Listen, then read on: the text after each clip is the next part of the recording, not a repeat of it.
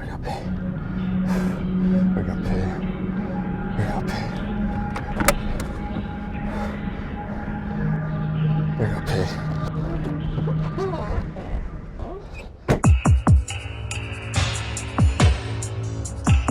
Code Silver is the Health East emergency code for an active shooter or active violence. This would be a situation where a person or group of individuals have a gun or other weapon on one of our campuses or other buildings. Hello? Anybody here? This way to the exit. Anybody here?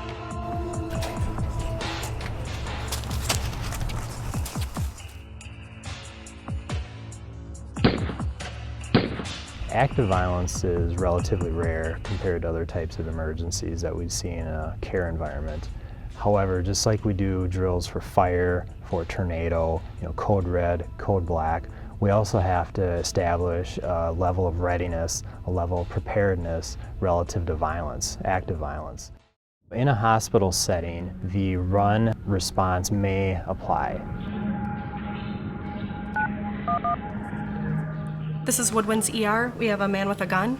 If you're in the cafe, if you're in administration, if you're in a common area, depending on where the threat is at in the building, it may make the most sense at that time to run, to find a path of escape, to evacuate.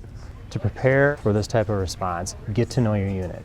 Talk to your coworkers. Attention personnel, code silver, code silver.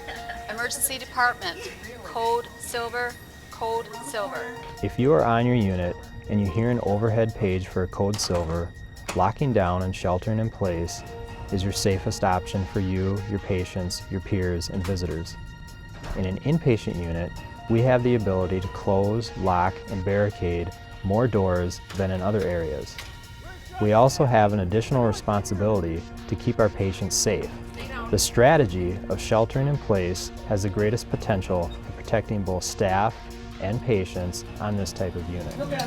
Where's the suspect? You went around there. That way. When the police arrive on scene in active violence, it's important to remember that the police are there to stop the violence first and foremost.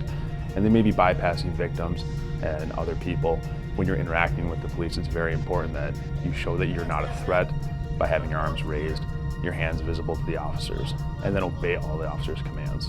We need to be willing to accept the fact that an active shooter may come into the hospital or on campus someday. And to be prepared for that, we need to ask ourselves some questions and to assess our environment. Where could I and my patients go to escape and evacuate? Where could I go to hide out if an active shooter was nearby? What doors lock? What doors do not? What could be used to barricade a shooter from entering a room? If I had 4 patients on a given day, who could I move into another room? And how would I get them there? So by assessing your environment on a frequent basis and asking yourself those questions, you will be more prepared for a code silver. These situations are fast and dynamic in nature. Whatever you can do to help yourself, please do. Leave the area immediately, shelter in place, and as a last resort, fight back. The run, hide, fight strategy is the best tool that we can give to our employees to prepare for this type of emergency situation. It's a flexible and dynamic tool that can adapt to the specifics of any type of actively violent situation. The last aspect of the policy is to act or to fight. We are not prescribing that we train everyone to be engaged in hand-to-hand combat with the suspect. But what we are saying is be prepared, have a plan of action. Look around your surroundings. Is there something that you can improvise as a weapon? And just remember that if you're left in this scenario, you may be in the fight for your life, literally.